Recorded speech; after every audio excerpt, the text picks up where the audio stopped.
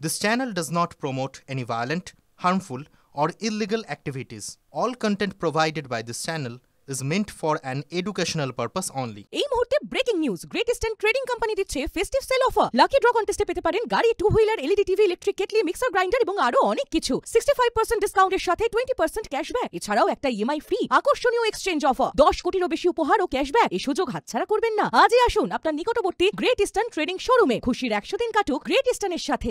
খানাকুলে সেখানে চরমে শাসক কোন্দল, পুজোর মুখে বড়সড় ভাঙন তৃণমূলে।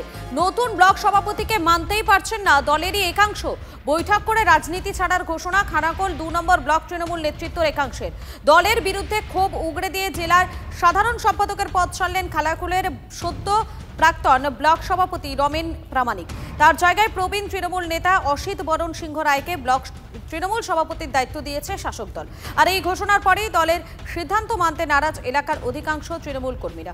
তাদের মতে বর্তমান পরিস্থিতিতে দলকে পরিচালনা করার যোগ্যতা নেই অসিত সিংহ রায়ের। বিক্ষুব্ধ তৃণমূল কর্মীদের দাবি, বিজেপির সঙ্গে যোগাযোগ আছে বর্তমান ব্লক সভাপতির। এই অবস্থায় দলের নেতাদের উপরে আস্থা রাখছেন অসিত বরণ সিংহ রায়।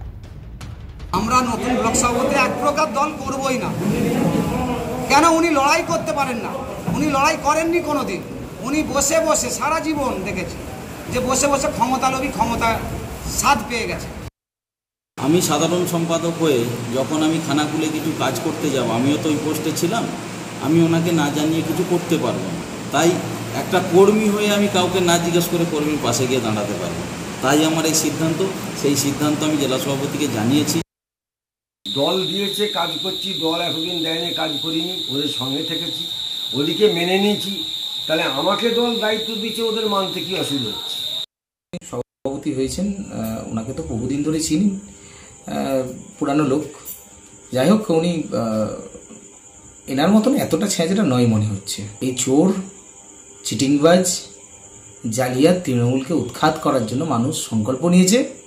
2026-এ তৃণমূলের কে সভাপতি এলো, কে গেল, কে হবে, এসব নিয়ে আমাদের ভাবনা নয়। ভাবনা একটাই, খানাকুল থেকে তৃণমূল কংগ্রেসের যে শিকড়টা রয়েছে, যে বীজটা তৃণমূল কংগ্রেস এখানে সন্ত্রাসের বীজটা বপন করেছে, সেই বীজটাকে সম্পূর্ণরূপে উপড়ে ফেলা।